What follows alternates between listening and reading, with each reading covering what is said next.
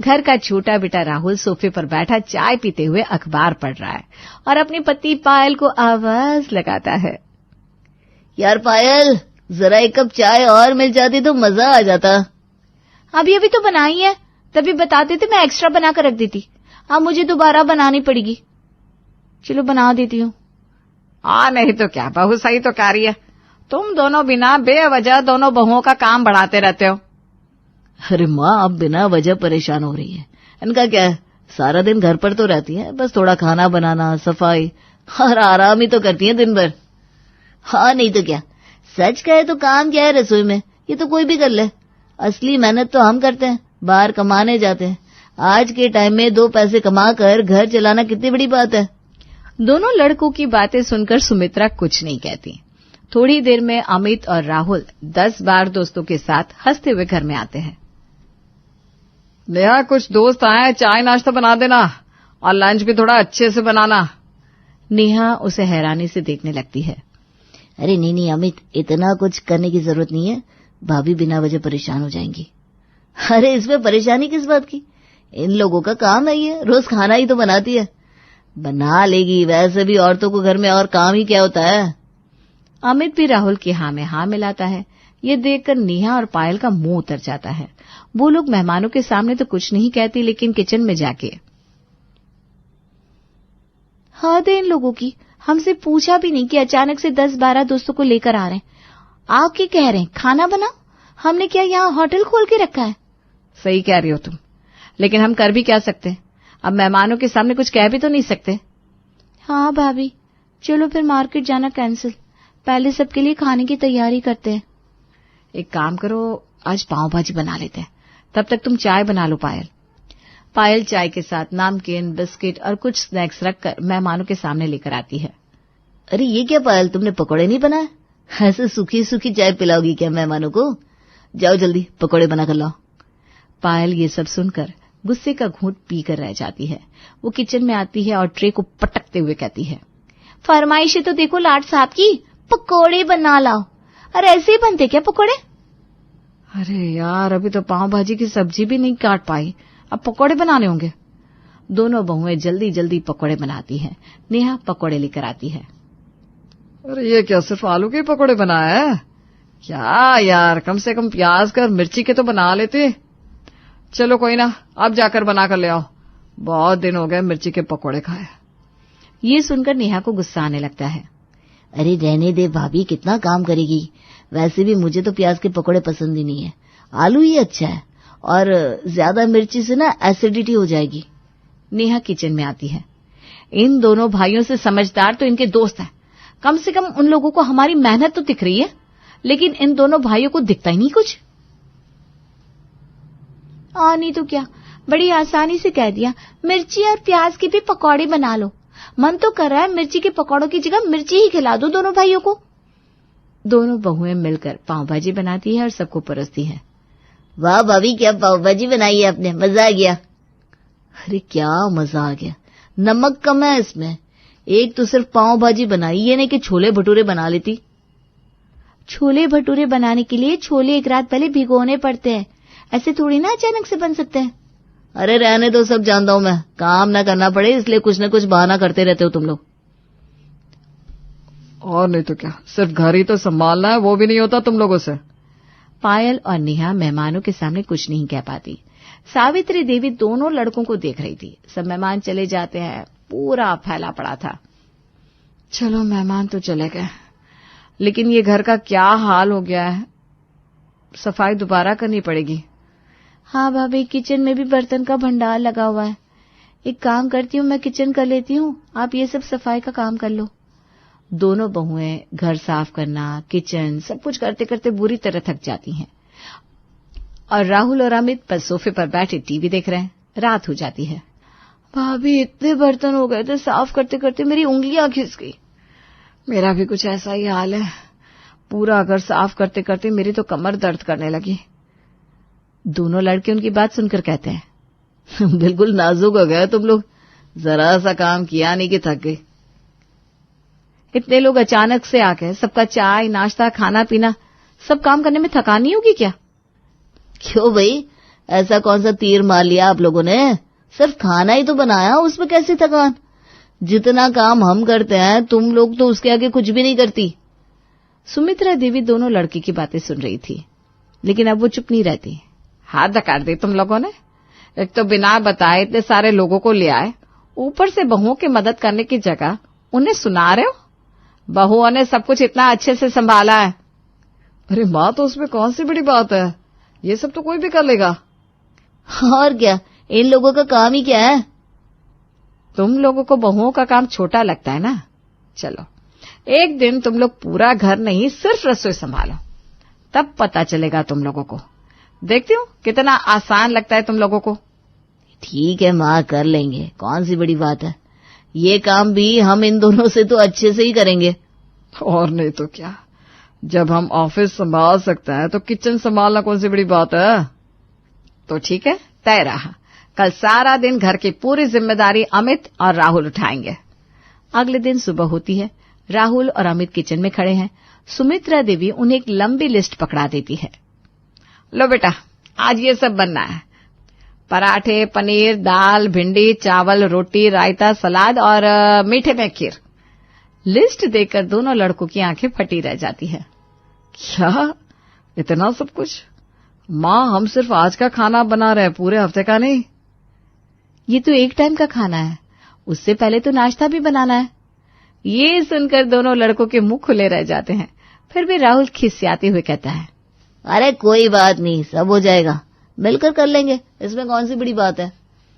दोनों भाई किचन में खड़े हैं। भैया, सबसे पहले ना चाय बनाते हैं बढ़िया सी। रोज इन लोगों के हाथ की चाय पी पी कर बोर हो गए। आज हम कुछ हटके चाय बनाते हैं। हाँ, सही बात है। चलो तो फिर बना दो। क्या, मैं? अरे नहीं भैया, मुझे चाय बनानी नहीं आती, आप ही बना दो। क्या तुझे चाय बनानी नहीं आती? अरे तो मुझे कौन सा आती है? हैं? तो अब क्या करें? अरे बहुत आसान है, ये दोनों भी तो बनाती है। सबसे पहले बर्तन में पानी डालो, फिर चाय पत्ती, चीनी, अदरक और दूध डाल दो, हो गई चाय तैयार। वाह भैया, ये तो बढ़िया है, लेकिन सब चीज कितनी कितनी डालनी होती है? ये भाई मुझे नहीं पता, अब क्या करें, नेहा और पायल से पूछे क्या? अरे भैया, उन्हीं लोगों से तो चैलेंज है, और आप उन्हीं से पूछकर बेइज्जती करवाओगे क्या हमारी? बात तो सही है, एक काम करते हैं, अंदाजे से सब डाल देते हैं, क्या ही फर्क पड़ रहा है, हो जाएगा इतना तो। हाँ, सही रहेगा, लेकिन अब चाय के लिए बर्तन कहाँ रखा होगा? चाय का बर्तन थोड़ा ऊपर रखा हुआ था। अमित ऊपर से बर्तन उतारने जाता है तो बाकी के बर्तन भी गिरा देता है, और एक बर्तन तो राहुल के सर पर आकर गिरता है। राहुल की चीख निकल जाती है। लग गया। राहुल की आवाज सुनकर पायल और नेहा और सावित्री किचन में आती हैं। अरे क्या हुआ, ये शोर कैसा? उन तीनों को देखकर अमित और राहुल खिसिया जाते हैं। राहुल अपना सर पकड़े हुए कहता है, कुछ भी तो नहीं, वो बस थोड़ा हाथ फिसल गया भैया का। अब देखो कैसी बढ़िया चाय बनाकर लाते हैं, रोज से भी बढ़िया। हाँ बिल्कुल, आप लोग जाओ, बैठ जाओ। दोनों लड़के मिलकर मुश्किल से चाय बनाकर लाते हैं। ये लीजिए, पीजिए हमारे हाथ की स्पेशल चाय। सावित्री देवी जैसे ही चाय की पहली चुस्की लेती है, उसका मुंह बन जाता है। अरे ये क्या बनाया है, चाय में नमक कौन डालता है? दोनों लड़के हैरान। क्या नमक? ऐसा कैसे हो सकता है? दोनों चाय पीकर देखते हैं तो थूक देते हैं। इससे बकवास चाय मैंने आज तक नहीं पी। हाँ, बनाई भी तुमने ही है। हाँ तो क्या हो गया, पहली बार बनाई है, गलती से शक्कर की जगह नमक डल गया। अरे किसी से भी हो सकती है ऐसी गलती। अच्छा, ये बात है। देखते हैं खाने में क्या हाल करते हो आप लोग। ओ हेलो, तुमसे तो अच्छा ही खाना बनाएंगे हम, कोई खास बात नहीं है खाना बनाना। दोनों लड़के किचन में जाते हैं। भैया, चाय में तो सबके सामने हमारा कबाड़ा हो गया, अब खाना हमें जबरदस्त बनाना होगा। सही कह रहा है छोटे, चलो दिखा देते हैं इन सबको कि हम क्या कर सकते हैं। भैया, मैं पनीर की सब्जी बनाता हूँ, एक काम करता हूँ, कुकर में डालकर 10-12 सीटी लगा देता हूँ, ऐसी सब्जी बनेगी सब उंगलियां भी खा जाएंगे। सावित्री, पायल और नेहा चुप कर दोनों को देख रहे थे। अरे ये क्या कर रहे हैं, पनीर में सीटी कौन लगाता है? अब पता चलेगा इन लोगों को कि खाना बनाना कितना आसान है। तीनों हंसने लगती हैं। जब तक मैं भिंडी बना लेता हूँ। अमित टेढ़ी मेढ़ी भिंडी काटकर उसमें ढेर सारा पानी डाल देता है। इतना पानी तो काफी रहेगा। इतना तो आसान है खाना बनाना। ये लोग ऐसे दिखाते हैं जैसे कितना बड़ा काम है। नेहा और पायल हंसी रोकते हुए बाहर आती हैं। लगता है आज तरी वाली भिंडी खाने को मिलेगी। राहुल देखता है कि पनीर पूरा खराब हो गया और भिंडी तरी वाली हो गई। अरे ये क्या बन गया? ये भिंडी से पानी कैसे हटाना है? हमारी तो इतने में ही हालत खराब हो गई। अभी तो चावल, रोटी, खीर इतना सब कुछ बाकी है। हम हार नहीं मान सकते राहुल, हम कर लेंगे। मेरे पास एक आइडिया है, क्यों ना फोन से देखकर बनाए सब। और जैसे ही अमित और राहुल अपना अपना फोन निकालते हैं कि सुमित्रा देवी वहां आ जाती हैं। तुम दोनों फोन यूज नहीं कर सकते। पायल और नेहा भी तो बिना फोन के खाना बनाती है। तुम दोनों को भी वैसे ही बनाना होगा, खुद के दम पर। अरे लेकिन माँ, हमें कैसे पता चलेगा क्या चीज कैसे बनानी है? अरे तुम लोग तो कह रहे थे खाना बनाना बहुत आसान है, हार मान ली क्या? ऐसा कुछ नहीं है माँ, हम सब बना सकते हैं। ठीक है, हम बिना फोन के खाना बनाएंगे। अब देखना कैसा खाना बनाते हम।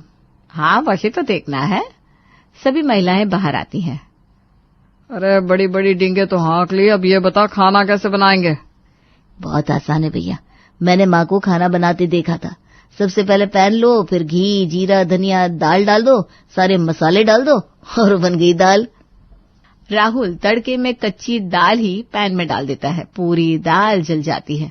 अरे ये क्या किया तूने? ये तो पूरी दाल जल गई। तो मैं क्या खानदानी बावर्ची हूँ? जितना पता था वैसे तो कर रहा हूँ। आप तो कुछ भी नहीं कर रहे हैं। ऐसे मत बोल। अरे रुक, मुझे याद आया, सब्जी में प्याज डालने ना। देख मैंने प्याज भी काट दी। ये प्याज नहीं है भैया, ये लहसुन है, और इसका छिलका भी नहीं निकाला आपने। क्या कर रहे हैं? ऐसे बनाएंगे क्या खाना? तो क्या मैं रोज प्याज काटता हूँ? ठीक है, अब लड़ने की जगह खाना बनाने पर ध्यान देते हैं। आप प्याज काटो, मैं मिर्ची काट लेता हूँ। अमित प्याज काटने लगता है तो उसकी आंखों में पानी आ जाता है। साथ में राहुल की आंखें भी जल रही है। राहुल मिर्ची काटते हुए कहता है, क्या कर रहे हैं भैया? ठीक से प्याज काटो ना, मेरी आंखें जल रही है। इसी सब में राहुल गलती से अपनी आंखों में मिर्ची वाला हाथ लगा लेता है। ये मर गया। हाँ, मेरी आंखें फूट गई। अरे क्या ड्रामा कर रहा है? इतना भी नहीं जल रहा है प्याज से। अरे भैया, प्याज नहीं, मिर्ची। हाँ, मिर्ची आंख में गई। राहुल आंख बंद करके जल्दी से पानी ढूंढने लगता है। अमित उसे पानी देने जाता है तो खुद ही टकरा जाता है और पूरा पानी अपने ही ऊपर गिरा लेता है। तेरी आंखों का तो पता नहीं, इस चक्कर में मैं पूरा गीला हो गया। राहुल जैसे तैसे अपनी आंख पानी से साफ करता है। अमित आटा लगाने लगता है तो आटे में बहुत ज्यादा पानी डाल देता है। अरे ये आटे में पानी है या पानी में आटा, क्या करूं मैं? मेरी सब्जी का भी यही हाल है भैया। और ये खीर चावल तो पूरे कच्चे हैं। और पूरी रसोई कितनी ज्यादा गंदी हो गई है। इसको साफ करते करते 2 दिन लगेंगे। ये पायल और भाभी कैसे कर लेती है सब कुछ? सही कह रहे हो राहुल, हमारा तो एक ही टाइम का खाना बनाने में हाल बेहाल हो गया। अब क्या करें, हार मान ले क्या? नहीं भैया, हम हार नहीं मानेंगे। मेरे पास एक रास्ता है बढ़िया खाना बनाने का। सब लोग खाने की टेबल पर बैठे हैं। अमित और राहुल खाना टेबल पर लगाते हैं। खाना देखकर पायल और नेहा का मुंह खुला रह जाता है। ये खाना इन दोनों ने बनाया है? यकीन नहीं हो रहा। हाँ भाभी, इतनी अच्छी खुशबू आ रही है खाने से। माँ, खाना बनकर रेडी हो गया, खाकर बताओ कैसा बना है। सुमित्रा देवी कुछ नहीं बोलती। जैसे ही वो खाने का पहला निवाला लेती है, खाना तो सच में बहुत अच्छा बना है। दोनों बहुएं ये सुनकर हैरान रह जाती है। देखा कितना टेस्टी खाना बनाया हमने। अब तो आप दोनों मानती हो ना, आप लोगों का काम बहुत आसान है। सुमित्रा देवी खाना चखती है तो हैरान रह जाती है। ये खाना कुछ जाना पहचाना सा है। अच्छा बच्चों, हमसे ही चालाकी, अभी मजा चखाती हूँ। सुमित्रा देवी उठकर किचन की तरफ जाती है। सब लोग भी उसके पीछे जाते हैं। सुमित्रा देवी किचन की हालत देखकर हैरान रह जाती हैं। अरे ये क्या हाल कर दिया है तुम दोनों ने रसोई का? तुम लोगों ने खाना बनाया, ये युद्ध किया? मम्मी जी, किचन को देखकर लग रहा है यहाँ कोई भूचाल आया है। अब इसको साफ करने में हमें शाम हो जाएगी।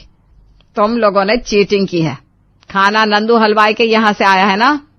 ये सुनकर अमित और राहुल का मुंह बन जाता है। राहुल फुसफुसाता है, अरे माँ को कैसे पता चल गया? क्या सच कहा ना? तुम लोगों को क्या लगा चीटिंग करके जीत जाओगे? मेरे रहते ऐसा कभी नहीं होगा। दोनों लड़के खिसिया जाते हैं। अब आपको कैसे पता चला माँ? माँ हूं तुम दोनों की, अपने बछड़े के दांत अच्छे से जानती हूँ। तुम दोनों इतना भी भूल गए कि हम लोग जब भी बाहर से खाना मंगाते हैं तो नंदू हलवाई के यहाँ से ही मंगाते हैं। अमित और राहुल अपना माथा पीट लेते हैं। अरे ये तो हम भूल ही गए। तुम दोनों ने चीटिंग की है ना, तुम दोनों को इसकी सजा मिलेगी। आज से अगले 2 दिन तक तुम दोनों को ही पूरा घर संभालना होगा। राहुल और अमित बुरी तरह चौंक जाते हैं। नहीं माँ, अब और नहीं। एक टाइम का खाना बनाने में हमारा दम निकल गया। माँ हमें समझ में आ गया है कि खाना बनाना कोई बच्चों का खेल नहीं है, हमें माफ कर दो। मुझसे नहीं, पायल और नेहा से माफी मांगो। तुम दोनों को क्या लगता है सिर्फ पैसे कमाना ही काम है? घर संभालना कोई काम नहीं है? मुझे माफ कर दो पायल, आज समझ में आ गया तुम जो करती हो वो कितना जरूरी और मुश्किल है। भाभी आप भी मुझे माफ कर दो। हाँ नेहा, मुझे भी माफ कर दो।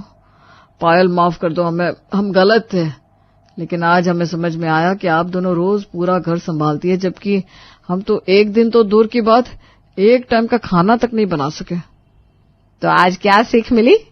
काम कोई छोटा बड़ा नहीं होता। जिम्मेदारी सिर्फ पैसे कमाने की नहीं होती, घर संभालना भी एक फुल टाइम ड्यूटी है। सब मुस्कुराते हैं। राहुल और अमित जाकर सोफे पर जाकर बैठ जाते हैं। और महाराज की तरह बैठ क्या गए? हाँ, अब जो किचन का बेहाल किया है उसको साफ करने में पायल और नेहा की मदद करो, जाओ।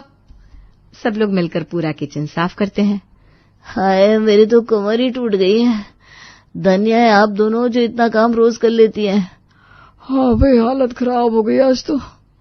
वैसे देखा जाए तो तुम दोनों को तो हर हफ्ते छुट्टी मिल जाती है, लेकिन इन बहुओं का क्या? इन बेचारियों को एक दिन की छुट्टी नहीं मिलती।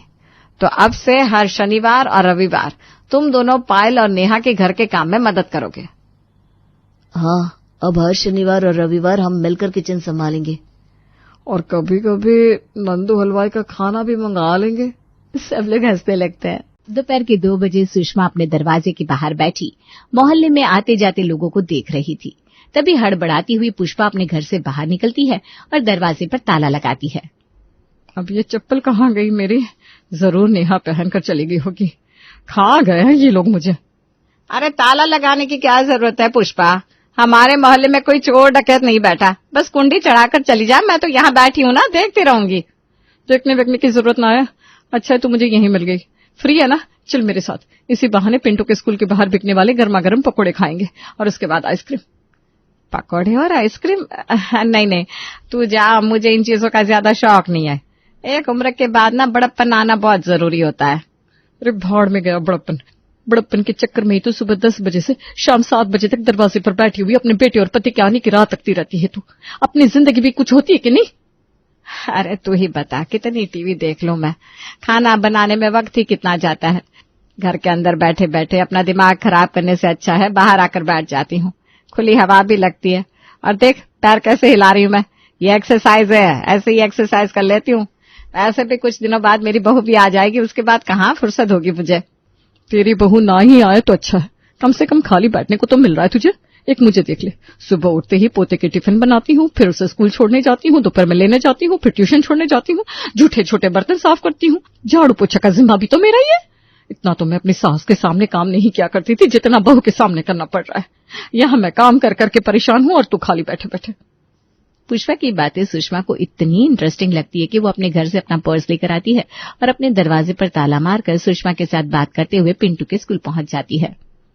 भैया 2 जगह पकौड़े लगा दो, जब तक पिंटू आ रहा है तब तक हम पकौड़े खा लेते हैं। मैंने जो तुझे बातों बातों में बोल दिया सुषमा, इस बारे में किसी से कहना मत। वो क्या है ना, इंसान कहीं तो अपना दुखड़ा रोएगा ही, वरना टेंशन से सर के 2 टुकड़े नहीं हो जाएंगे। अरे कोई बात नहीं पुष्पा, तो फिक्र मत कर। सुषमा ने अभी अपने प्लेट से पकौड़ा उठाया भी नहीं था कि पिंटू जाकर उसके प्लेट में हाथ मार देता है और पकौड़ा उठा लेता है। ये देख, ये तो संस्कार दिए है इसकी माँ ने से। कभी कभी मुझे लगता है कि मैं बहू नहीं बकरी लेकर आ गई हूँ। 24 घंटे बस चढ़ती रहती है। आज तक अपनी प्लेट से एक निवाला नहीं दिया उसने मुझे, और सबकी प्लेट से उठाकर खाती रहती है। वही ये दिन भर देखता है, और इसे भी आदत हो गई, आसपास जिससे भी खाता देखता है ना उसकी प्लेट से उठाकर खाने लगता है। पहले तो मुझे पता ही नहीं था कि इन चीजों को भी देखना परखना पड़ता है। मैं तो घाटे में रह गई सुषमा, पर तू इन चीजों पर ध्यान रखना बहू चुनते वक्त। और आज वही दिन था जब सुषमा को अपनी होने वाली बहू की ईटिंग हैबिट्स पर फोकस करना था। जैसे जैसे पुष्पा ने समझाया था, सुषमा उन्हीं चीजों पर ध्यान दे रही थी। मम्मी तुम खड़ी क्यों हो? तुम बैठ जाओ ना, मैं सब संभाल लूंगी।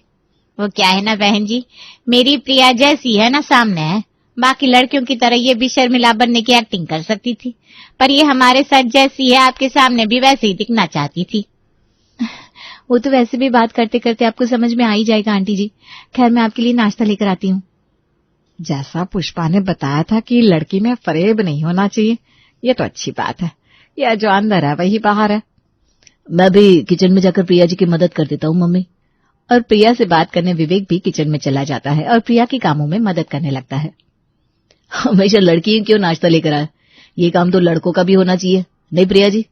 जिस तरह अपनी माँ को आराम से बैठने को कहा आपने, मुझे ये बात बड़ी अच्छी लगी। जो लड़की अपनी माँ का ख्याल रखती हो वो अपनी सास का ख्याल तो बिल्कुल रखेगी। मुस्कुराते हुए दोनों रसोई से बाहर आते हैं और सभी नाश्ता करने बैठ जाते हैं। ओह आंटी जी, मैं आपको मिठाई परोसना ही भूल गई। अरे कोई बात नहीं बेटा, पहले ही तूने इतना नाश्ता दे दिया है, यही मैं खा लूं वही बहुत है। और अपनी प्लेट से बर्फी निकालकर प्रिया सुषमा की प्लेट में रख देती है। अरे बेटा, ये तुम्हारी प्लेट थी। एक तो तुमने खाना शुरू नहीं किया, ऊपर से अपने प्लेट की मिठाई निकालकर सुषमा के प्लेट में रख दी। और अभी ये समोसा भी मैं आपकी प्लेट में रखने वाली हूँ अंकल जी, क्योंकि मुझे समझ में आ रहा है कि समोसा आपको पसंद आया है। और वैसे भी ना मुझे ज्यादा बाहर का खाना खाने की आदत नहीं है। कॉफी पी रही हूँ मैं, आप लोग खाना खाइए। और लड़की वालों की खातिरदारी के बाद विवेक का परिवार कुछ देर के लिए वक्त लेकर आपस में बात करने लगता है। अब बता विवेक, क्या कहना है तेरा? और सुषमा जी, आपको कैसी लगी लड़की? मुझे तो भाई जची है। लड़की सामने से बता रही है कि नाश्ता उसने नहीं बनाया, बोलचाल में भी जो है सामने है। मुझे तो लड़की ठीक ही लग रही है। अपनी प्लेट से उठाकर खाना मेरी प्लेट पर रख दिया उसने, मतलब मिल बांट कर जीना जानती है। मुझे भी पसंद है लड़की, मम्मी रिश्ते के लिए हाँ कर दो ना। इतना कहने की देर थी कि दोनों परिवार प्रिया और विवेक की कुंडली दिखाकर पंडित जी से शादी की तारीख निकलवा लेते हैं। अब शादी तो तय हो चुकी थी, तो लेना देना आना जाना शुरू होना ही था। आज अपने घर पर प्रिया अपने फेवरेट पास्ता बना रही थी। ओके मम्मी, मैं जा रही हूँ विवेक के घर। पापा जी मम्मी जी के लिए भी मैंने पास्ता पैक कर लिया है, सभी को टेस्ट करवाऊंगी। अरे तू पागल है क्या प्रिया? अभी तक शादी हुई नहीं है और तू अपने ससुराल वालों को पास्ता खिलाएगी? तुझसे ज्यादा समझ तो दामाद जी में है। जब भी आते हैं कुछ मीठा लेकर आते हैं, तू भी कुछ मीठा बनाकर ले जा। इस तरह से नमकीन नहीं खिलाते सास ससुर को, वो भी शादी के पहले। फिर से वही मम्मी, मैंने आपको कितनी बार कहा है कि प्रिया जो है वही रहेगी। और वैसे भी रिश्तों में नमक कम होने के कारण ही रिश्ते टूटते हैं। और शक्कर में तो चींटियां लग जाती है, पर कभी नमक में नहीं लगती। अपना बनाया पास्ता लेकर प्रिया अपने ससुराल पहुंच जाती है। अब सब खाना खा रहे हैं, ये लीजिए, बिल्कुल सही समय पर आई हूँ मैं। आपके दाल चावल और फुलके वाली इस सादी सी प्लेट को मजेदार मेरा पास्ता ही बना सकता है मम्मी जी। पास्ता? बेटा वो तो मैदे का होता है, हम कहाँ ये सब। कितने प्यार से बच्ची बनाकर लेकर आई है और आप एक बहाने मार रही है। बैठे बैठे गर्मा गर्म खाना मिल रहा है, और क्या चाहिए आपको? ला बेटा मुझे दे। मम्मी मैं ये दाल चावल ढक कर रख देता हूँ, शाम को खा लूंगा। अभी तो मैं पास्ता खाऊंगा। नाटी, इधर भी दे, मैं भी चखी लेती हूँ बेटा। प्रिया पहली बार अपने ससुराल वालों के लिए कुछ बनाकर लेकर आई थी, तो उसका मन रखने के लिए सभी को पास्ता खाना ही था। पास्ता खाकर सभी उसकी बड़ी तारीफ करते हैं। इसी तरह हल्के फुल्के माहौल के साथ ये दिन भी गुजर जाते हैं और फाइनली हो जाती है प्रिया और विवेक की शादी। शादी के 2 दिन बाद आज थी रसोई पूजन की रस्म। बाहर मेहमान बैठे हुए थे और घर की इकलौती बहू प्रिया तैयार हो रही थी। तभी उसकी सास कमरे में आती है।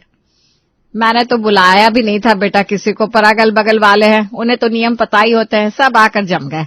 नाश्ता मैंने बना लिया है, तो कुछ ज्यादा मत करना, बस सबके लिए मीठे में चाय बनाते हो गया। सिर्फ चाय? अजीब नहीं लगेगा मम्मी जी? वैसे आपने क्या बनाया नाश्ते में? देख बेटा, मैंने तो सिंपल ही खाना बनाया है, आलू की सब्जी, धनिया की चटनी और रोटी। अच्छा, तो मैं मीठे में चाय बना लूंगी। और कुछ नमकीन? प्रिया का तो फेवरेट था पास्ता, और शादी के पहले वैसे भी उसने पास्ता बनाकर अपने ससुराल वालों से वाहवाही तो लूटी हुई थी, तो आज भी वो पास्ता बनाने का ही फाइनल करती है। बहू की पहली रसोई में चाय के साथ पास्ता होगा ये तो किसी ने सोचा भी नहीं होगा। बाहर हॉल में कई सारी औरतें अपने पोते पोतियों के साथ आई हैं। बच्चे को तो पास्ता इतना अच्छा लगेगा कि हर तरफ सिर्फ प्रिया प्रिया प्रिया मेरा ही नाम होगा। और अपना फेवरेट इंडियन स्टाइल पास्ता बनाकर प्रिया बाहर सभी को सर्व करती है। पास्ता, वाह! पता है आंटी, दादी मुझे जब भी ऐसे किसी पूजा में लेकर जाती है तो सभी मुझे खीर पूरी खिला देते हैं, पर मुझे बिल्कुल पसंद नहीं है खीर पूरी। इसीलिए तो तुम्हारी चाची तुम्हारे लिए पास्ता बनाकर लाई है बेटा, जिसको जितना मन हो उतना खाना। सिर्फ चाय पिला देती बेटा तो हो जाता, हम बूढ़े क्या पास्ता खाएंगे, ये तो अंदर जाकर आंतड़ी में चिपक जाएगा और पेट की समस्या हो जाएगी। मेरा पेट साफ नहीं होता ना तो मेरे सर में दर्द हो जाता है, और इतने दर्द के साथ कहाँ से इस लड़के को पढ़ाऊंगी मैं। अरे कुछ नहीं होता आंटी जी, आपको तो खाना ही पड़ेगा, थोड़ा तो खाइए। बहू की खुशी के लिए एक चम्मच खा लीजिए भाभी। एक चम्मच नहीं पापा जी, आंटी कम से कम हाफ प्लेट तो खाकर जाइए। हम लोगों को कहाँ राज आता है ये पास्ता और चाउमीन। सुषमा की बहू ने काम से बचने का अच्छा उपाय ढूंढा। ऐसा खाना बनाओ जो बड़े बुजुर्ग खाते ही ना हो। अच्छा है कि मैं चाय पीकर ही निकल जाऊं, तू भी पीछे पीछे आ जाना। प्रिया की जिद के कारण सभी एक आध चम्मच पास्ता खाकर चाय पी कर निकलने लगते हैं, पर बच्चों को बड़ा मजा आता है। देखा मम्मी जी, कितना खुश हो रहे हैं सब। बहू के आने से मोहल्ले के बच्चे खुश ना हो, उसका आना न आना बराबर है। चलिए आप सभी खाने के लिए बैठ जाइए। बेटा तेरी सास ने हम सबका नाश्ता बनाया है, हमें वही खाना खाने की आदत है। तुझे पास्ता खाना है तू पास्ता लेकर बैठ जा, कोई दिक्कत नहीं है। सभी को आलू की सब्जी, चटनी और पराठे परोसने के बाद प्रिया खुद पास्ता लेकर बैठी, पर उसे तो आदत थी अपनी प्लेट का खाना सभी को खिलाने की। प्लेट की चटनी जरा साइड कीजिए ना मम्मी जी, जरा जगह बनाइए ना, तभी तो मैं अपने प्लेट से आपको पास्ता दे पाऊंगी। अरे नहीं बहू, मैं ये पास्ता वास्ता नहीं खाती, मतलब बनाती तो बहुत अच्छा है, पर तू खा। हाँ बेटा। अच्छा मैं समझ गई, पहले पापा जी खाएंगे उसके बाद आप खाएंगी, है ना चलिए पापा जी आप खाइए। ओहो ये कहाँ फंस गया मैं। अब एक चम्मच दे दे बहू। मैंने तो आंटियों के साथ पास्ता खाया ही है, अब पराठा खा लेता हूँ, फिर निकलना भी तो है। प्रिया कुछ नहीं कहती और सभी की तरफ अपनी आंखें घुमाकर देखती है और अपने प्लेट का पास्ता खाने लगती है। फिर विवेक और विनोद काम पर चले जाते हैं। रात के खाने के वक्त किचन में आने की मेहनत मत कीजिएगा आप मम्मी जी। अगर खाने में आप पहले से ही पराठे और सब्जी बना देंगे तो सभी को तो बिना चाहते हुए भी वही खाना खाना पड़ेगा। मैं समझ गई कि क्यों नाश्ते में सभी ने पास्ते के लिए मना कर दिया, क्योंकि खाना बना हुआ था और खाना तो वेस्ट नहीं होना चाहिए ना मम्मी जी। मैं सभी के लिए ना अभी पास्ता ही बनाऊंगी। और फिर से अपना फेवरेट पास्ता बनाकर प्रिया सभी को परोस देती है। ये तो हद ही हो गई, आज तो प्रिया ने डिनर में भी पास्ता ही बना दिया। पापा मम्मी कैसे खाएंगे इस खाने को। प्रिया पास्ता, लेकिन खाना कहाँ है यही तो है खाना, मैं तो यही खाती हूँ। मतलब तुम खाती हो तो सबको वही खिला दोगी क्या। वाह वाह विवेक, ये अच्छा है। मतलब इतने दिन से मेरे बनाए पास्ता को खाने का ड्रामा कर रहे थे तुम। आजकल बहुएं ससुर की प्लेट से खाना उठाकर खा लेती है ताकि उन्हें रसोई में जाकर एक एक्स्ट्रा फुल्का ना लेना पड़े, और यहाँ मैं अपने प्लेट से निकाल निकाल कर आप सबको देती हूँ, और उसके बाद तो यही इज्जत है इस घर में, मुझे नहीं कर पाती इधर। और रोते रोते प्रिया किचन में जाकर जूठे बर्तन साफ करना शुरू कर देती है। लगता है बहू कुछ ज्यादा ही बुरा मान गई, पर अब हम क्या करें समझ में ही नहीं आ रहा। मैं देखता हूँ पापा। विवेक किचन में जाता है और माहौल को शांत करने की कोशिश करता है। अरे प्रिया तुम समझी नहीं, मेरा कहने का मतलब था कि तुम्हें कितनी ज्यादा मेहनत हो जाती होगी। इतना अच्छा खाने की पापा मम्मी को आदत कहाँ है। मेरी दादी की तबीयत ना शुरू से ही खराब रहती थी, इसलिए मम्मी ने हमेशा सिंपल सादा खाना ही बनाया। अब बुढ़ापे में लोग ज्यादा टेस्ट बदला हुआ एक्सेप्ट नहीं कर पाते ना। तुम्हें जो खाना है खाओ, कोई मना नहीं कर रहा, पर पापा मम्मी को जो पसंद है वो उन्हें खाने दो। तो फिर कल के नाश्ते में बनेगी सब्जी और दोपहर में खिचड़ी। और प्रिया सच में सुबह नाश्ते में पराठे बनाती है, पर सब्जी की जगह होता है आलू पास्ता। हाँ जी बिल्कुल सही सुना आपने, आलू पोस्तो नहीं, आलू पास्ता ये ठीक है। अब इस खाने में घर के प्लेन खाने के साथ इटालियन पास्ते का भी स्वाद है। ऐसे ही धीरे धीरे चेंज लाऊंगी ना तो सभी को पास्ता खाने की आदत हो ही जाएगी। जैसे ही टेबल पर नाश्ता लगता है सभी का मुंह बन जाता है। बहू ये आलू बैंगन बनाया है क्या। आलू पास्ता है मम्मी, खाइए खाइए खाइए। 10 बज गए क्या? अरे मुझे याद आया, आज ना मुझे बहुत जरूरी काम पर निकलना था, मैं निकलता हूँ। कितना मन था तुम्हारे बनाए इस पास्ता की सब्जी को खाने का, पर कोई बात नहीं, कभी और टाइम खा लूंगा। अभी तुम लोग खाओ। ओह पापा जी, कितना मन है आपको इस सब्जी को खाने का, पर काम पर जाना भी तो जरूरी है। 2 मिनट रुकिए, मैं अब भी इस सब्जी को पैक कर देती हूँ। और हाँ, दोपहर का खाना मैं आपके लिए दुकान पर ही लेती आऊंगी। पता नहीं क्यों सुनी पुष्पा की मैंने, और खाना बांटने वाली बहू को ले आई। अब तो यह इतना खाना बांटती है कि मेरा हाजमा ही बिगड़ गया है। दोपहर को बनाती है प्रिया खिचड़ी। वेजिटेबल खिचड़ी नहीं, पास्ता खिचड़ी, क्योंकि उसे तो अपने ससुराल के खाने में अपने फ्लेवर्स मिलाने थे। और जैसे ही प्रिया ये खाना लेकर अपने ससुर जी के पास दुकान पर पहुंचती है, अब तो हद हो गई, बहू के सर से इस पास्ता का नशा उतार कर रहूंगा मैं। मोहन, गूगल करना शुरू कर, दुनिया में कितनी तरह के पास्ते होते हैं। रात को खाने में पूरी सब्जी के साथ थोड़ा सा पास्ता परोसकर प्रिया टेबल पर लगाती है। अरे बेटा, तो ये क्या घूम फिर कर स्ट्रीट साइड पास्ता लेकर आ जाती है? रेड सॉस पास्ता बना ले मेरे लिए। आज तो मैं पास्ता का ही डिनर करूंगा। OMG, पापा आपको पता है रेड सॉस पास्ता भी होता है? आखिरकार मैं आपकी जीभ में वो फ्लेवर ले ही आई, अब भी बना कर लाती हूँ। पूरे 45 मिनट मेहनत करने के बाद प्रिया रेड सॉस पास्ता बनाकर टेबल पर लगाती है, जिसे चख कर उसकी सास कहती है, रेड सॉस पास्ते में वो बात नहीं, तो एक काम कर बहू, मेरे लिए ना व्हाइट सॉस पास्ता बनाकर ला दे। मैं अभी ना ये घर का खाना खा खा कर बोर हो गई हूँ, और ये रेड सॉस पास्ता तो मेरे गले के नीचे नहीं उतरता। पर अभी तो 10 बज गए मम्मी जी, ज्यादा लेट नहीं हो जाएगा खाने में? अरे तो क्या हो गया, 12 बज जाएंगे और क्या। अरे बना लो, मैं भी खा लूंगा। प्रिया थक कर चूर चूर हो जाती है, पर व्हाइट सॉस पास्ता बाहर टेबल पर लगा ही देती है, और कुछ इस तरह डिनर ओवर होता है। अगली सुबह नाश्ते के वक्त, बेबी सुनो ना, एक काम करो, मेरे लिए पिंक सॉस पास्ता बना दो, और टिफिन में ना बेसिल पालक पास्ता बना देना। क्या, ये कौन सा पास्ता होता है? पिंक सॉस पास्ता, ये बेसिल पालक, ये कोई सब्जी है क्या? अरे सब्जी कहाँ बहू, ये तो नॉर्मल पास्ता मांग रहा है। पास्ता की एक वैरायटी है। तो मेरे लिए काम करना, ब्राउन बटर सॉस पास्ता बना देना, और मैं ना पेस्टो सॉस पास्ता खा लूंगी। बस मम्मी जी, ये नाम तो मैंने पहले कभी सुने भी नहीं है, मुझे गूगल करना पड़ेगा। प्रिया तो गूगल कर करके परेशान हो जाती है, पर जब भी वो कोई नया स्टाइल पास्ता बनाती, उसके ससुर जी तीसरा ही पास्ता मांग लेते। इसी तरह 1 हफ्ता बीत जाता है। तीनों वक्त पास्ता बना बनाकर प्रिया थक चुकी थी, और आज वो विवेक से कहती है, हर रोज इतना पास्ता खाना ना सेहत के लिए अच्छा नहीं होता विवेक, तुम समझाओ ना पापा मम्मी को। ये सारी खिचड़ी तुम्हारी पकाई हुई थी, वो तो अपने हिसाब से खाना खा रहे थे, तुम्हें अपने स्टाइल का खाना खिलाना था, तो भुगतो। मैं बहुत भुगत चुकी हूँ विवेक, प्लीज पापा मम्मी को वैसा ही बना दो। मैं मम्मी जी से जाकर कहती हूँ, क्या वो किचन में आ सकती है? जैसा खाना बनाना चाहती है बना ले, मुझे कोई प्रॉब्लम नहीं है। विनोद की चाल ऐसा रंग लाती है कि उसकी बहू मार खा जाती है, और आज वो भी खुद अपनी सास के हाथ के बने सादे खाने को खाती है, क्योंकि पास्ता बना बना कर वो भी ऊब चुकी थी। दिव्या अपने माता पिता और भाई की बहुत लाडली थी। यूं तो उसका नाम दिव्या था, लेकिन माँ और पापा हमेशा प्यार से उसे चंदा कहते थे। सरोज, चंदा कहाँ है मेरा? अपने कमरे में बैठी पढ़ रही है। अरे तो उसे बताया नहीं, पापा आ गए, जाओ बुला कर लाओ उसे। अरे बाबा, आपकी चंदा कह रही है उसे नोट्स बनाने हैं। हम लोग खाना खा ले, वो बाद में खा लेगी। अरे ऐसे कैसे? बस 10 मिनट लगते हैं खाना खाने में, और मैं तो अपने चंदा के बिना खाना नहीं खाने वाला। दिव्या के पापा उसके कमरे में जाते हैं। क्या कर रहा है मेरा चंदा? बेटा पढ़ाई तो होती रहती है, चल पहले खाना खा ले, फिर आराम से पढ़ना। पापा आप मुझे डिस्टर्ब कर रहे हैं, मुझे असाइनमेंट सबमिट करना है कल कॉलेज में, आप लोग खा लो ना।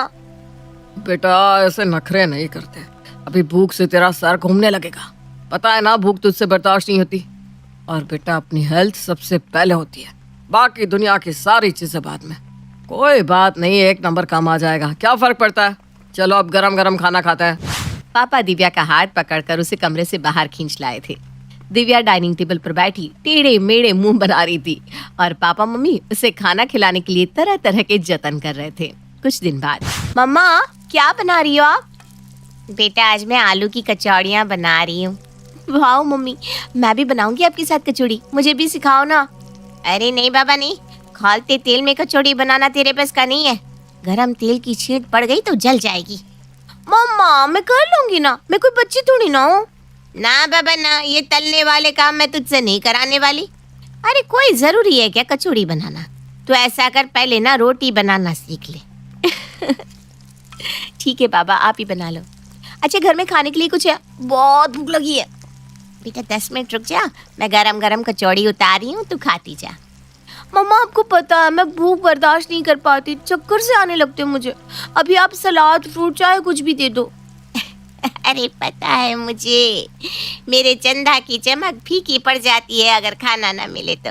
ये ले सेब खा ले, तब तक मैं कचौड़ी बना कर लाती हूँ। थैंक यू मम्मा, थैंक यू। अच्छा दिव्या बेटा, अब तो फटाफट से खाना खा ले, फिर मेहमान आने वाले हैं, मैं बिजी हो जाऊंगी और तेरा खाना लगाने में लेट हो जाएगा।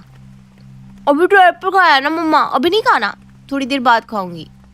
अरे बेटा मेहमानों के आने से पहले खा पी कर बैठो, फिर पता नहीं उनके साथ मुझे कितना टाइम लग जाए, और तुझसे भूख भी बर्दाश्त नहीं होती, फिर चक्कर आने लगेगा ना।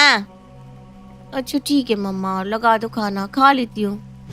दिव्या अपने मायके में खूब लाड प्यार में पलकर बड़ी हुई थी, लेकिन बेटियों को लाड लड़ाकर पालते समय माँ बाप भूल जाते हैं कि बेटियों की किस्मत में ससुराल जाना लिखा होता है, और वहाँ उनके लाड करने वाला कोई नहीं होता। जहाँ मायके में माँ पापा उनकी छोटी से छोटी जरूरत का ख्याल रखते हैं, ससुराल में उन्हें समझने वाला शायद ही कोई होता है। खैर, हर लड़की की तरह 25 साल की उम्र में दिव्या की शादी कुणाल के साथ हो गई, और शादी के बाद वो अपनी ससुराल आ गई। देख बहू, वैसे तो अच्छे खानदान से आई है तू, उम्मीद है तेरी मम्मी ने घर परिवार की अच्छी बुरी बातों की समझ तुझे सिखाई होगी। जी मम्मी जी, मैं आपको शिकायत का मौका नहीं दूंगी। अरे बेटा ये क्या है, मैंने तुमसे कहा था ना आज पहली रसोई में दाल की कचौड़ियाँ और खीर बना लो। वो मम्मी जी, कचौड़ियाँ बनाने की मुझे प्रैक्टिस नहीं है, और मेरी मम्मी कहती थी कचौड़ी भारी होती है, अगर सही तरह से ना तला जाए तो उसमें जलने का डर होता है, इसलिए मुझे डर लग रहा है। अरे आज पहला दिन है रसोई में और तू आते ही मुझे पहाड़े पढ़ाने में लग गई। देख बहू, सीधी सी बात सुन ले, ये तेरा ससुराल है, मायका नहीं, और तेरे मम्मी के हिसाब से तो कोई भी काम कर लो तो चोट का खतरा हर काम में रहता है। तो क्या करे, तुझे बिस्तर पर बिठाकर तेरे हाथ पैरों की मालिश करवाए? हर काम कभी ना कभी तो पहली बार करना ही पड़ता है। ऐसी बात नहीं मम्मी जी, बस मम्मी कहती थी धीरे धीरे मैं सब सीख जाऊंगी, प्रैक्टिस होने में थोड़ा समय लगता है। चल तू बना, मैं भी देखूं कैसे जलते हैं कचौड़ी से हाथ। चूंकि दिव्या की पहली रसोई थी और सास ने उसे पहले ही दिन खरी खोटी बातें सुना दी थी, इसलिए कोई भी काम करने में अब उसके हाथ कांप रहे थे। किसी तरह 2-3 बार कोशिश करने के बाद दिव्या एक कचौड़ी बेल लेती है और उसे कढ़ाई के गरम तेल में ऊपर से ही छोड़ देती है, जिसके कारण तेल छिटक कर उसके हाथ पर गिर पड़ता है। मम्मा, बहुत जलन हो रही है। मम्मी ठीक कहती थी, ये तलने वाला काम बहुत रिस्की होता है। अब मैं क्या करूं? बहुत दर्द हो रहा है। अगर माँ जी को बताया तो वो मुझे फिर से मम्मी की नसीहतों को दोष देने लगेंगी। रहने देती हूँ, किसी को नहीं बताऊंगी। वैसे भी उनके तेवर देखकर समझ में आ गया है कि उन्हें मेरी कोई चिंता नहीं है। दिव्या डरते हुए किसी तरह अपनी पहली रसोई का खाना बनाकर तैयार कर देती है। अरे बहू, ये क्या कर रही है? ये कचौड़ी हाथ में पकड़कर खाने जा रही थी क्या? मम्मी जी, मैंने सोचा थोड़ा चक्कर देख लूं कैसी बनी है। अरे ऐसे खाना झूठा किया जाता है क्या? रसोई में बना खाना बहुएं सबसे आखिर में खाती है, इतना तो तुम्हें तुम्हारी मम्मी ने सिखाया ही होगा। मम्मी जी, दरअसल मैं सुबह सबसे पहले उठी थी ना, तो मुझे भूख लग गई। मैंने सोचा एक कचौड़ी खा लेती हूँ, टेस्ट भी हो जाएगा और भूख भी शांत हो जाएगी। ऐसा झूठा खाना खिलाएगी क्या घर में तू सबको? हाँ, चल अब टेबल पर सबका खाना लगा दे, सब लोग खा ले, फिर उसके बाद में खाना। तुझे मनाई थोड़ी ना कर रहे। ठीक है माँ जी, मैं लगा देती हूँ। दिव्या को आज अपनी माँ की बहुत याद आ रही थी। मम्मी ने तो कभी नहीं कहा पहले पापा खाएंगे उसके बाद तो खाना। मैं बस एक बार कह दूं कि मम्मी भूख लग रही है, मम्मी 10 तरह के ऑप्शन लेकर मेरे सामने खड़ी हो जाती थी। बता क्या खाना है? फ्रूट खा ले, नमकीन बिस्किट दे दूं? अच्छा, ब्रेड में ना जैम लगा कर देती हूँ, ठीक है बेटा? और मैं जवाब में टेढ़े मेढ़े मुंह बनाकर सारे ऑप्शन को मना कर देती थी। अरे घूर घूर कर ही सारा खाना खत्म कर देगी क्या? चल फटाफट टेबल पर खाना लगा। सास की आवाज से दिव्या अपने वर्तमान में लौट आती है और तेजी से हाथ चलाते हुए सबका खाना टेबल पर लगा देती है। कुछ दिन बाद, दिव्या, आज मैंने अपने बड़े भाई और उनकी फैमिली को खाने पर बुलाया है, तो तैयारी कर लियो, कोई कमी नहीं रहनी चाहिए। ठीक है माँ जी, मैं सब मैनेज कर लूंगी। दिव्या रात के खाने के लिए दोपहर से ही जुट गई थी।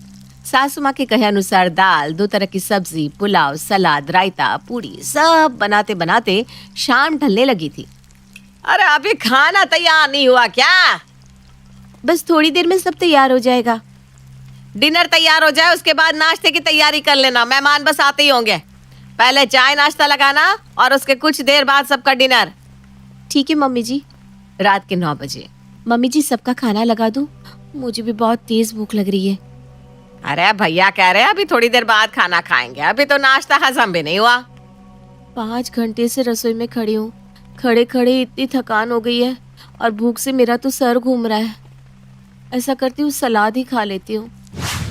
दिव्या जैसे ही सलाद मुंह में डालती है, पीछे से उसकी सास रसोई में आ जाती है।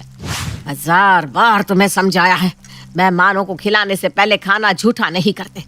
पता नहीं क्या संस्कार लेकर आई है। अरे पहले सबको खिला दो, उसके बाद खा लेना तुम। वो मम्मी जी बहुत तेज भूख लगी थी, पता नहीं कहाँ से ये छुई मुई हमारे घर आ गई। ऐसा करो, पहले सब आदमियों का खाना लगा दो, उसके बाद सब औरतें एक साथ बैठकर खा लेंगे। ठीक है मम्मी जी। दिव्या सबका खाना लगा देती है। देखो दिव्या, सलाद कम पड़ रही है, थोड़ी सलाद और काट लो और थोड़े ग्लास धो दो। सारे ग्लास झूठे हो गए, तब तक मैं बाकी औरतों का खाना लगाती हूँ। दिव्या ग्लास धोने के बाद सलाद काट कर डाइनिंग टेबल पर ले जाती है। अरे आप लोगों ने खाना शुरू कर दिया? अच्छा ठीक है, मैं भी अपना खाना लगा लेती हूँ। दिव्या रसोई में जाती है और एक एक करके सारे बर्तन खोलकर देखती है, लेकिन किसी भी बर्तन में खाना नहीं बचा था। अरे खाना ही नहीं बचा, सारा खाना खत्म हो गया। तभी दिव्या के कान में सास के हंसने की आवाज सुनाई देती है। अरे खाओ ना बेटा, 2 पूरी और खानी ही पड़ेगी। बुआ सच में मेरा पेट भर गया है, आपने बहुत सारा खाना परोस दिया थाल में। अरे देख तो कैसी दुबली होती जा रही है, अच्छे से खाया कर। है? कोई बात नहीं, अगर मैं ब्रेड जैम भी खा लूंगी तो क्या फर्क पड़ जाएगा, बस पेट ही तो भरना है। दिव्या के लिए आधी कटोरी सब्जी और 2 पूरी बचाने की जगह उसकी सास अपनी भतीजियों की थालियों में जबरन खाना परोस रही थी। बाहर डाइनिंग टेबल पर होती बातें सुनकर दिव्या की आंखों से आंसू बह रहे थे। शायद यही तो अंतर होता है ना बहू और बेटी में। बेटी की भूख और तकलीफ तो सबको दिखाई देती है, लेकिन बहू के लिए कोई सहानुभूति नहीं। ऐसे ही नहीं एक लड़की पापा की परी से घर की गृहिणी बन जाती है। कविता, जैसा नाम वैसे ही गुण। कविता को कविताएं करने का बड़ा शौक था और ये सिलसिला शादी के बाद और तेज हो जाता है। लीजिए खाइए ये खाना, ले लेकर स्वादिष्ट जायके, और हाँ याद रखिए मैं कल जाऊंगी अपने मायके। अरे हाँ 100 बार सुना दिया है मायके जाना है, पर थोड़े दिन हम भी आम जिंदगी जिए, वरना जब से तू बहू बनकर आई है लगता है घर नहीं किसी कवि सम्मेलन में बैठे हैं। दे रहे हैं वो दाद मेरी शायरी का, कभी हम उन्हें कभी हम अपने सूटकेस को देखते हैं। हाँ बहू, दाद ही दे रही हूँ, कभी तुझे तो कभी तेरी शायरी को। लेकिन सुन, जा जाकर तेरे ससुर जी के कमरे का ना एसी ऑन कर दे, वरना पता है ना चांद सी है सास मेरी, देती है शीतलता चांद के जैसी। मैं जा रही हूँ पापा जी के कमरे में ऑन करने एसी। बहू वहाँ से चली जाती है। सास सर पकड़कर बैठी होती है कि बेटा आ जाता है। क्या हो गया माँ, सब ठीक तो है? परेशान सी क्यों लग रही हो? अरे वो कहते हैं कि हम परेशान क्यों हैं। अरे जनाब। तभी बेटा माँ को बीच में रोक देता है। होल्ड ऑन माँ, होल्ड ऑन, क्या हो गया? अब प्लीज तू भी शुरू मत हो जाना। देखा, मैंने तो अभी पूरी शायरी की ही नहीं थी कि तुझे इतना बुरा लग गया। एक तेरी बीवी सारा दिन ऐसे ही कोड वर्ड में बात करती है, समझ में आ गया तो ठीक, नहीं तो राम भरोसे। अरे माँ, ये कला है उसकी, हर किसी के बस की बात नहीं है ये शायरी करना। तुझे तो खुश होना चाहिए। अरे जा बेटा जा, तेरा कवि सम्मेलन तेरा इंतजार कर रहा है, वहीं जाकर खुश हो। बेटा कमरे में जाता है। हम कर रहे हैं इंतजार उनके साथ की, एक वो है जो बिजी है करने में नौकरी 9 से 5 की। आय हाय, क्या रोमांटिक बात कही है। वाह जी वाह, बीवी होता तुम्हारे जैसी। कितना रस है तुम्हारी बोली में, भगवान ने एक ही पीस बनाया और डाल दिया मेरी झोली में। अरे वाह वाह वाह वाह वाह। सही पकड़े हैं। कहते हैं ना, भगवान ही जोड़ियां बनाता है, वैसी ही कुछ जोड़ी थी इन दोनों की। आपस में प्यार इतना कि कमी नजर ही नहीं आती थी। एक रोज, सुनो, मेरे बॉस के घर पार्टी है, हम लोगों को बुलाया है, चलोगी ना? क्यों नहीं, उन लोगों को बोलो ना मेरी शायरी का एक प्रोग्राम रख ले। हाँ हाँ, क्यों नहीं क्यों नहीं, अच्छा ही तो है। कम से कम उन लोगों को फ्री में अपने मेहमानों के लिए कुछ एंटरटेनमेंट मिल जाएगा। अगले दिन पति बॉस से बात करता है। अब सर, एक बात कहनी थी। आपने मेरी शादी के बाद से ही मेरे अंदर बदलाव देखा ही होगा, जैसे कि मेरे बोलने का स्टाइल है ना, वो मेरी बीवी से आया है। वो क्या है ना, वो बहुत अच्छी शायरी और कविताएं करती है। अगली पार्टी में अगर आप उसका एक प्रोग्राम रख ले तो मजा ही आ जाएगा आपके मेहमानों को। अरे एक मिनट, पार्टी नहीं है मेरे घर में, मेरी दादी के देहांत का शांति पाठ है, वहाँ वो। अरे ये तो बहुत ही अच्छा। मतलब मेरी दादी इस दुनिया में नहीं रही, कल उनको गए पूरे 10 साल हो जाएंगे, उन्हीं के लिए हम हर साल ये पाठ कराते हैं। पर कोई नहीं, तुम्हारी बीवी अगर इस मौके में कुछ। अरे कैसी बात कर दी सर, मेरी बीवी हर मौके को संभालने की काबिलियत रखती है। मैं बोल दूंगा सर, आप बिल्कुल चिंता न करें। अगले रोज सफेद कपड़ों में दोनों मियाँ बीवी सास के घर पहुंचते हैं, जहां बॉस की बीवी कहती है, अब हमारे बीच कविता भाभी दादी माँ को अपने ही अंदाज में श्रद्धांजलि देंगी। कविता सबके सामने खड़ी हो जाती है और शेखी बघारती हुई कहती है, वैसे तो मैंने आज के दिन के लिए कुछ खास तैयार नहीं किया है, लेकिन आज दादी जी के लिए मैं चंद शब्द कहना चाहूंगी। तभी पति जोर से चिल्लाता है, इरशाद, वाह वाह वाह वाह, इरशाद इरशाद। सभी रवि को देखते हैं कि ये क्या कर रहा है। रवि, माना बीवी की तारीफ करना फर्ज है, लेकिन ये नहीं कि तुम ये भी ना देखो कि मौका क्या है। अरे देशभक्ति गीत के माहौल में तुम अल्ताफ राजा के गाना क्यों बजवा रहे हो? अरे सर, अभी तो मेरी बीवी स्टेज पर आई है, समा तो अब बंधेगा। अर्ज है, दादी ओ दादी गौर फरमाइएगा, दादी ओ दादी तेरे जाने के गम ने हमें शराबी बना दिया, ऐसा किया जायदाद का बंटवारा कि मेरे पति के बॉस को कबाड़ी बना दिया। वाह वाह वाह वाह। शौक सभा में आए सारे लोग बहू की तरफ देख रहे थे। तो गौर फरमाइएगा, एक और कविता हाजिर है दादी की याद में। अरे नहीं, बस भाभी जी, आज के लिए बस इतना ही। अच्छा, अब सभा को समाप्त किया जाता है। रवि, कल ऑफिस में मिलना। कविता घर आकर सास के सामने अपनी कविता की डिंगे मारती है। अरे क्या बताएं माँ जी, क्या समा बांधा मैंने, पूरी की पूरी महफिल शांत हो गई कि ये क्या सुना गई। अरे बड़े बड़े गजल गायक से लेकर लेखक भी समझ नहीं पाएंगे मेरी शायरी की गहराई को। माँ जी, ए जी जरा बताना तो अपनी माँ को। पति जो की पत्नी का दीवाना था। हाँ माँ, अरे बॉस तो इतने खुश थे कि कल मुझे ऑफिस में स्पेशल मिलने के लिए कहा है। माँ समझ जाती है कि बेटे की नौकरी खतरे में है। वो मुस्कुराकर कहती है, बीवी की बेवकूफियों को कहने वाले झकास बेखबर है इस बात से कि कल लगने वाली है तेरी क्लास। वाह माँ जी वाह, मेरे साथ रह रहकर आप भी शेरो शायरी करने लगी।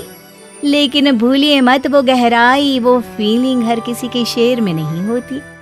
और होता भी यही है कि रवि की नौकरी खतरे में पड़ जाती है। बॉस उसे डांट कर घर भेज देता है। माँ, आज बॉस ने बिना बात के डांटा, क्या करूं मैं? कविता की शेरो शायरी करने की आदत को कैसे छुड़वाऊं, वरना इस बार तो नौकरी बच गई पर अब नहीं बचेगी।